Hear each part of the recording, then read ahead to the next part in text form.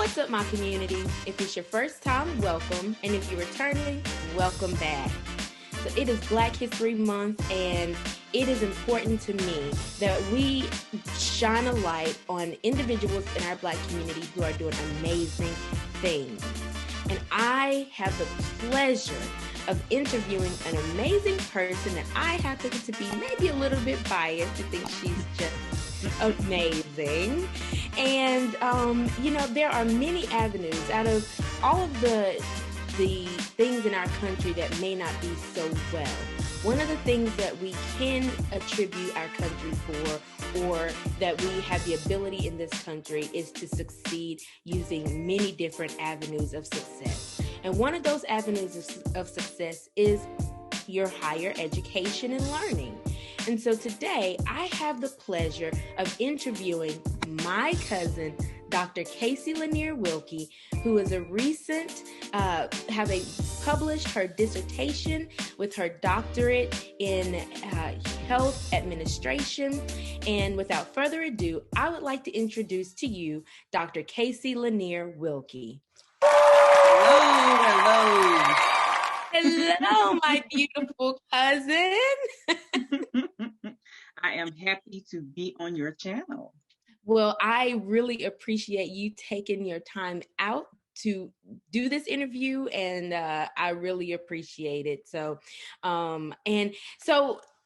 the amazing thing is that recently, just as I mentioned, you have been able to publish your dissertation, and make sure I say it right, the Underutilization of Hospice Care in African American culture, right? Population. In population, yeah. And so I wanted to allow you an opportunity. I know that in your dedication, you were able to dedicate this dissertation to a number of individuals, your mentor, different doctors, but also even more close to heart, your son, your mom, and your father. And so I would like to give you an opportunity to talk a little bit about who you are, and then what was your motivation for going to pursue your doctorate degree in health administration? Okay. So, like she said, my name is Kasey Lanier Wilkie. I am the mother of a 12-year-old pre-adolescent boy. Little boy, one of the most amazing little boys I know.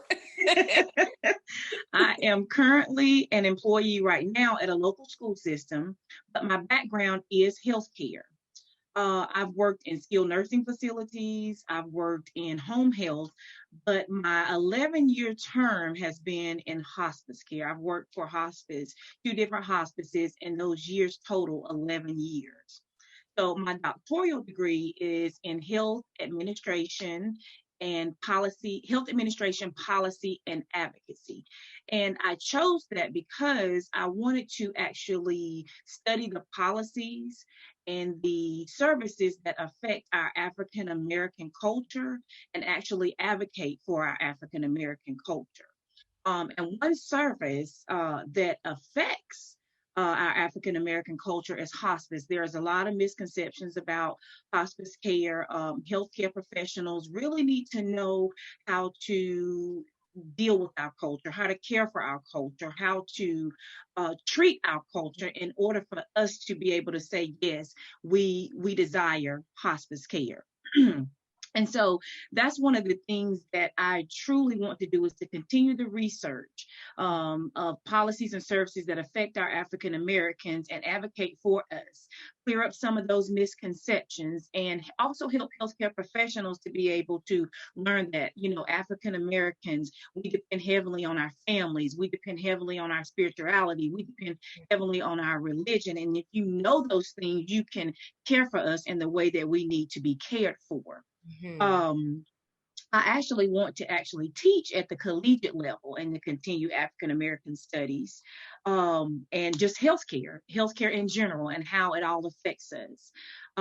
My motivation for doing so, I was pregnant with my son and things were not going well, and I had preeclampsia, and so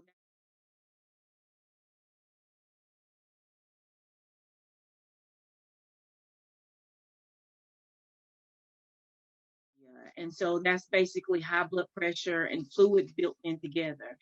And during the time I was pregnant with him and getting ready to have them, I experienced a lot of difficulties. I was told that there was a decision that had to be made, whether it would be me or him to live. And so God decided to allow both of us to live. And so that was my biggest motivation, because I knew that I wanted to do something great after that. If he allowed both of us to be here, I had to do something great. So that was one of my biggest motivations. I also have another motivation, my dad.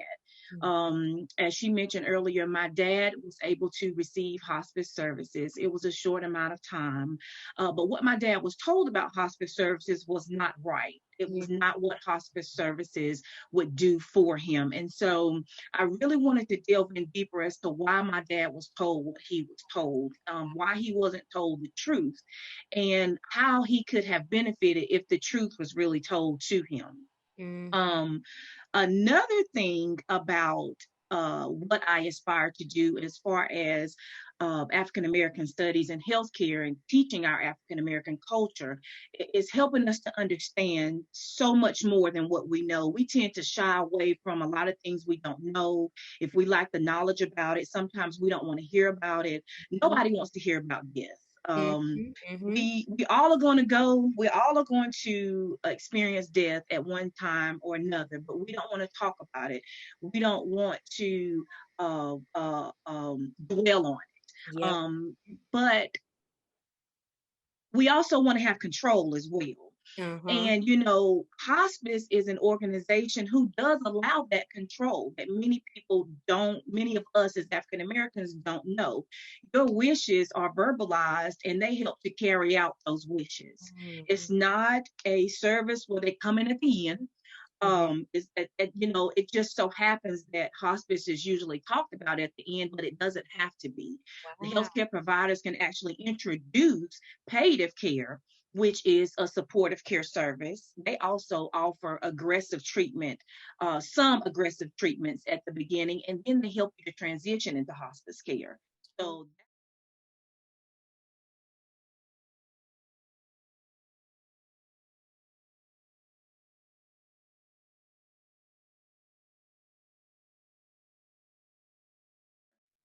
that can last a while. It's just so unfortunate that hospice is only introduced at the end, and that's why majority of us African Americans feel like this is the end, even though it is not. And they help you to pass away with, like I said, the wishes that you have, with grace and dignity, with your family. And so we need to clear up those misconceptions. That was another aspiration of mine, of wanting to pursue the degree that I have. That is actually amazing. Like, I mean, because, of course, I knew you worked with hospice, and our family has had to deal with hospice with some, our family members, your dad, our grandmother. Right. But, I honestly did not know until you just said it that I thought it was for end of life as well. Like, I thought that hospice was, only basically coming in when it's like your expiration, and we're going to just help you to pass on gracefully. Right. But I didn't even realize that there are alternatives that they can have even earlier in, the process that can help you even before transition. Exactly. Yeah. And it actually is there's a time frame that hospice comes in, and it usually is when if a disease runs its normal course, 6 months or less, then hospice is actually called. Okay. You can say, yes, I want hospice. And that's one thing a lot of us don't realize. You don't have to choose hospice. That is your choice. If somebody says, do you want it? You don't have to, but it's a good service to have.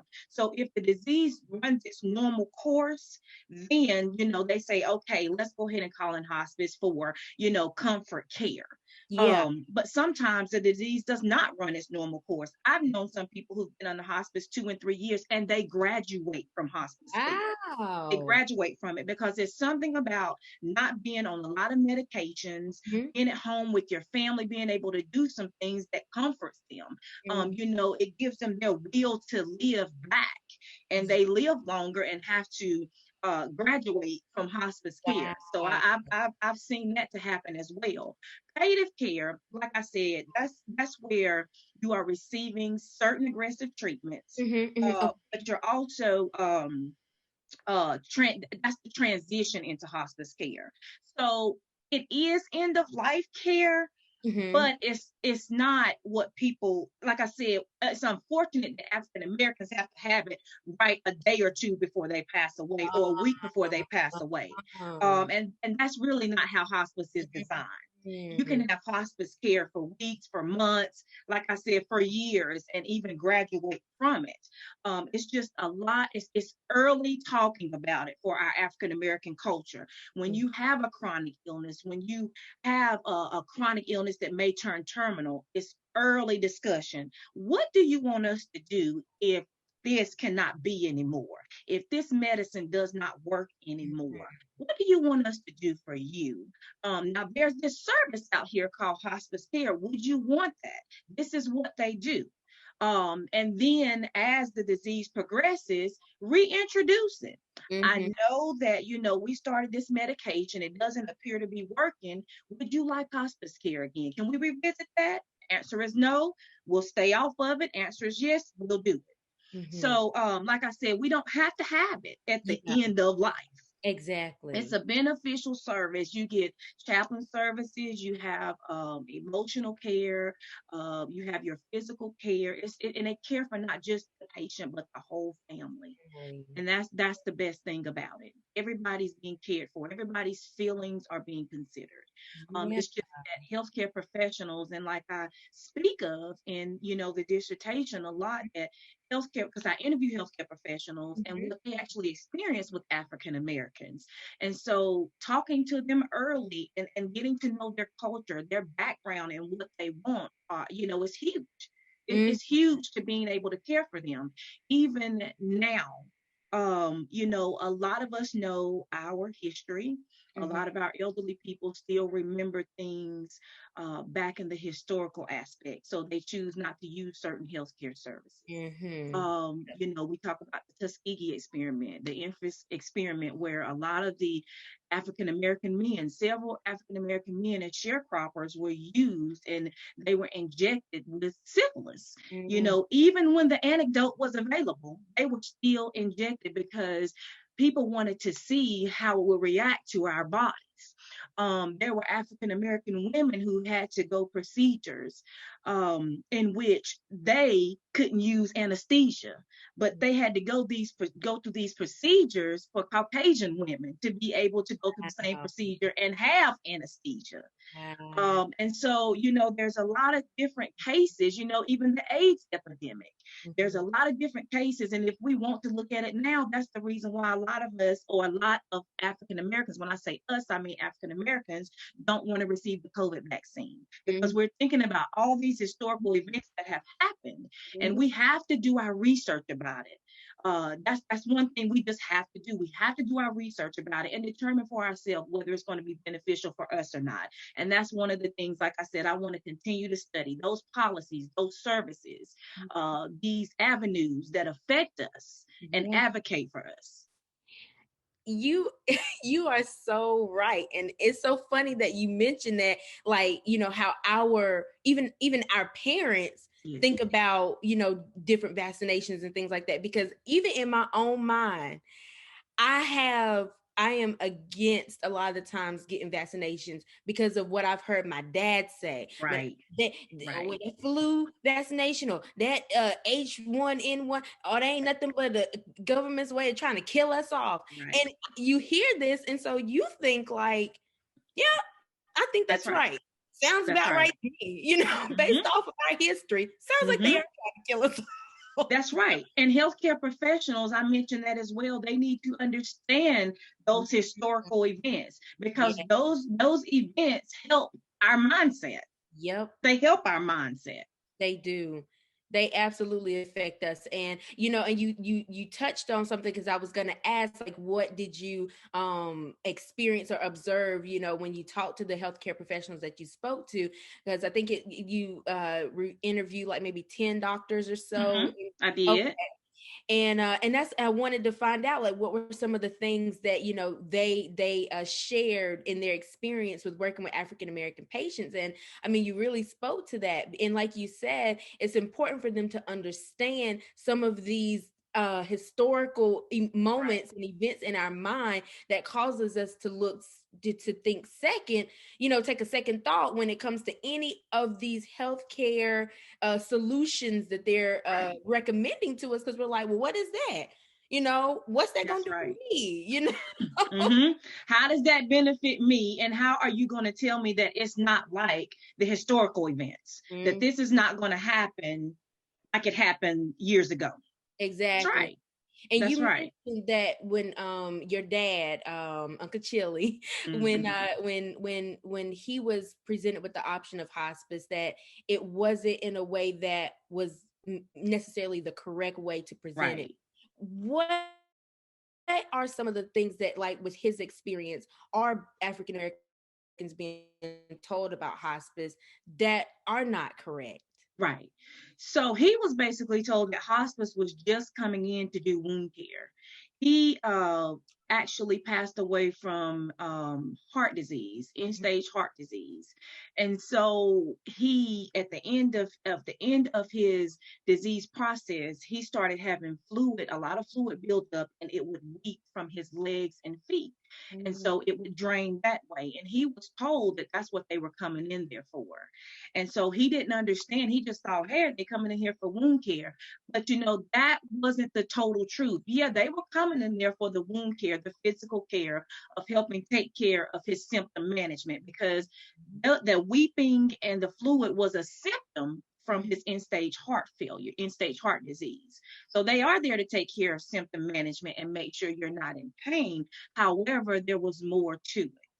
And mm, so when he wasn't told the deal that, you know, hospice is coming in because basically, you know, you're in stage, you know, and if your disease runs its normal process, it may be 6 months or less. However, you can continue to live past that 6 months or less. He wasn't told that. He, you know, we're going to start you on certain medications mhm, that will help you to remain more comfortable, mhm. and not have to worry about taking a slew of these, you know, because some people just don't like the medication. And after a while, they get sick of taking it. And Mhm. that's okay. Even they have a choice of whether they don't want to take it. Hospice does not give you a pill and then all of a sudden you're gone. There's another misconception. You know, Mhm. they don't give you a pill and then you're gone. It's a process. And it's Mhm. a process that you as African Americans have control over. If you don't hear anything else that I say, you have control over it. You can tell them what you want Mhm. while you're sick, while if you're dealing with a chronic illness. This does not even have to be end of life. While Mhm. you're dealing with a chronic illness, you have a say so in your care. If you're dealing with a terminal illness, you have a say so in your care, no matter what. No matter what. Yes. And I think that is extremely important for us as an African American community as a Yeah. whole when it comes to our healthcare, is to educate ourselves. Because a lot of times our family members are dealing with stuff, or we're dealing with stuff. The doctors are talking all these jargon, all these names. Mhm. We don't stop to ask, well, wait a minute, what did you just say that? What is the name of that called? What is that medicine again? Exactly what does that medicine do? You know, Right. we don't stop to ask these questions. We just take it at face value sometimes and then go off our own misconceptions. Right. Before we know it, things have just gotten out of hand. And now, you know, we could truly be at end of life without have explored all the options that Right. really been open to us. You're So, exactly right. You are exactly right. and I want to sort of switch gears a little bit and just ask, as you were going through your process of completing your dissertation and preparing, you know, for, graduation and everything, I saw in your acknowledgments a lot of different individuals that you acknowledged, you know, supporting you, and the squad and family and doctors and everyone, and it just spoke to, the amount of village support it requires in order to complete a process like this.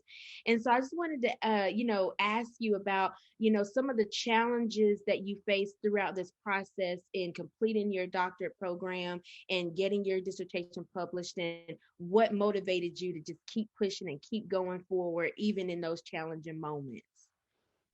So, as you already know, my dad passed away at the actual start of beginning my dissertation. And during that year, it was a very difficult year. I had people to voluntarily walk out of my life. I lost my godmom, my pastor, one of my pastors, long-term pastors, who was a great mentor, decided to move on to bigger and better. And there was just a lot of losses. One of my very dear sister cousins was diagnosed with cancer. There were just a lot of things that was going on in 2015, actually, when I started the dissertation phase. And so it began with it. And so I had to figure out ways of dealing with everything that just was piled up on me. But God was there. God was there. That's first and foremost. He was and still is here. I prayed a lot. Please get me through it. And those things, actually, I knew that it wasn't about me. I knew that I had something in my hands. The information that I was holding in my hands was much bigger than me. And that I had to get that. I had to finish that and get that done so it would be able to help somebody down the road. And that's one of the biggest things. I knew I had something in my hand that had to be released. To help other people. And my son at the time, he was about 5 or 6 years old, but he kept asking me, he said, "Mommy," after explaining to him, "Mommy, did you do your work?" And then as he got older, it was, "Mommy, are you writing?" He knew he didn't understand it all, but he knew that his mom had something big that she had to finish. And so that was a lot of my motivation as well. He constantly asked me, "Mommy, have you wrote? How you writing? Mommy, are you writing?" And so yeah, he was big as well. But those, like I said, a lot of losses, a lot of things that happened to family members, people walking out of my life. But God and remembering what I had in my hands was much bigger than me and my son. And that's a powerful thing that you said, because I think sometimes with a lot of us, especially again in our African American community, the moment we are hit with adversity during times when we are working towards something, the minute we are hit with adversity, it is so easy. And like you said, you did the things that you experienced during that time of even starting. They weren't small things.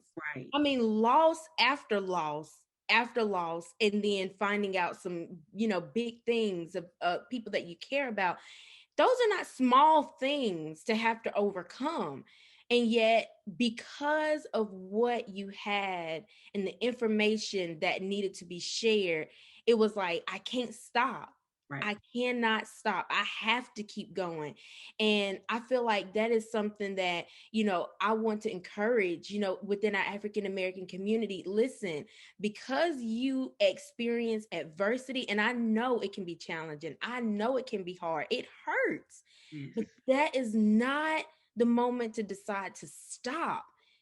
Take a moment to pause if you need to, sure. Right. But don't stop, because you never know when you complete this task and this responsibility that God has given you. When you complete it, who is going to help? Like you were saying, the work that you completed with this dissertation is major, because I'm sure there's not a lot of people out there who have stopped to take the, to consider some of the events that our elderly, African American community have experienced that is keeping them from wanting to take advantage of healthcare solutions available to them because of what they've experienced and what they remember. And so because of the work that you did, it could really go on to help others who may have these same misconceptions and things like that. And the physicians who are helping them can say, let's consider this. Right. Let me help walk you through and explain why this would be beneficial for you. Exactly. Exactly. And there are other instances that I discussed, like I said, not just hospice care, Mm-hmm. African Americans in pain, African Americans with any diagnosis. Mm-hmm. There are general things in the work that discusses, how we've been treated, what we want, Mm-hmm. and how we need to be treated further. Yes, how we need to be treated. And I think that is a huge thing because everybody does not, it is not a cookie cutter thing. Right. You can't just apply the same kind of treatment That just is correct. and even to every African American person, we are all different. Different. So That is asking those correct. questions are important.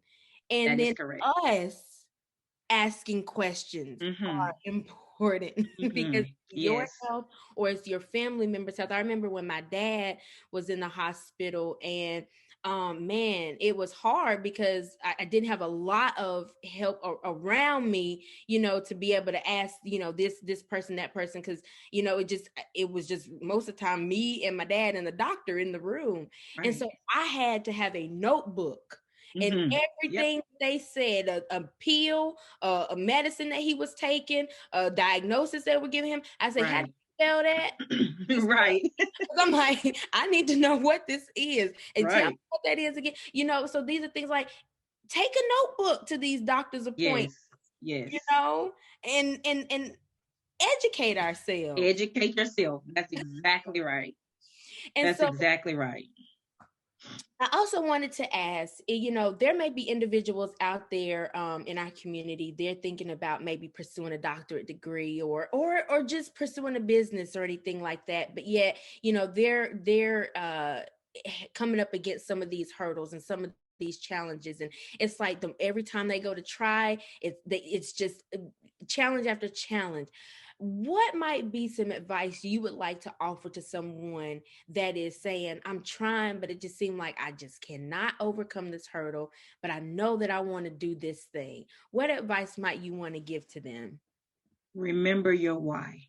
Mm-hmm. Always remember your why, because when you think about your why, if it's to help somebody else, you keep going in spite of hardships, because on the other side of all of that, somebody's going to be helped. And even if it's yourself, even if you decided, I'm going to do this for me, you remember that. That's right. You can't give up on you. That's You right. remember that. Mm-hmm. If it's you, do it for you. And also get yourself a group of people. Get yourself a group of people like I Yeah. have with my squad, who are willing to hold you up. You don't have to talk to them every day, but they already know. And they're willing to hold you up in prayer. They're willing to, shoot you a text and, say something very, very sweet, willing to grab your child when Yeah. you need to write. Get yourself a group of people who are going to be there till the end, because for some of us it was a long process. It took me 8 years, and so it's going to be a long process, and you need people who are going to stick in there with you until the very, very end. Yes. Remember your why and get you a good support group. And Yes. I think those are absolutely very, very important because number one, like you said, whether even if your why is you, don't give Right. up on you. That's right. you know That's right. Support is so important. It really, and even if that support, if you say, well, only got one person, lean on that one person, Mm-hmm. because it is absolutely necessary. And seek out, help, mentors, whatever, Yes. it is that you are aspiring to, whether it is, getting a doctorate degree or starting a business, whatever that Right. business field is, seek out mentors, those who, because you'd be surprised how willing people are to help you when you That's say, right. I'm trying to learn about this. Will you help me? People are willing to help. Yes. Yes, they are. Yes, they absolutely are. And is there a quote or, maybe a scripture or something that you use on a regular basis to just that continues to inspire you and that you would like to share with the community out there that may be watching? So I actually, when I was working on it, I actually had a whole room of them. I just buy them, had a whole room of them, and they're still up. But I mean, I have several of them. With God, all things are possible. Mm-hmm. I don't want to know. I don't want a no. I know that something is possible. It may not look like what I think it should look like, but it's going to be possible. Yes. I always see the beauty in things. Yes. There's beauty in even when you're going through your trials, there's something there that you can see the beauty out of it. Yeah. I've always been told that when you experience things, it's not for you. Somebody else is watching you. It's for somebody else that's actually going through. You've just chosen to, go through it. Yeah. You can handle it. And somebody's always watching what you're doing. Mm-hmm. Follow your heart. Mm-hmm. Believe always. There's a lot. I have a lot. There's two scriptures I always go by though. Come to me, all you who are weary and heavy burdened, and I will give you rest. Matthew 11:28. That is one, because as I started going through, I was like, okay, Lord, I need some rest right now.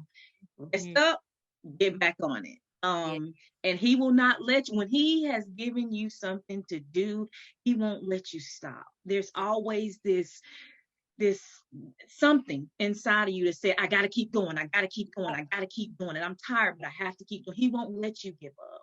Yeah. Be strong and do not let your hands be weak, for your work shall be rewarded. Second Chronicles. Yes. Second Chronicles 15:7. You will be rewarded in the end, no matter what. Yes. So those are a lot of mine. And they are all good. I'm telling you. Yes. And something you mentioned, there's something on the inside that just won't let you, he just won't let you stop. And one of the previous, yes. And one of the previous interviews I did, that it was the same thing. It's like, you just got this thing on the inside that just won't let you stop. That's You right. just gotta keep going. And That's so right. that's what I want to encourage my community out there, you guys. If you have a dream on the inside of you, don't quit. If it's something that it's like when you wake up in the morning, you think about it. When you lay down at night, you're thinking about it. As you're going throughout your day, you're thinking about it. That is an assignment that God has given to you, and don't give up on it. It might take you time. Just like my cousin just said, it took her 8 years to get through this process, but she didn't quit. Of all the things that she went through and endured, she did not give up. And I want to encourage you that if there is something deep down inside, don't give up. Seek out the help. There are resources available to help you. They're out there. You just got to find them sometimes. And there is a support group for you out there. Sometimes you just got to find them. And I also want to encourage you, if you have not done so already, I want you to stop, take a moment, find a reason to laugh, and keep smiling. Until next time, and always, be blessed.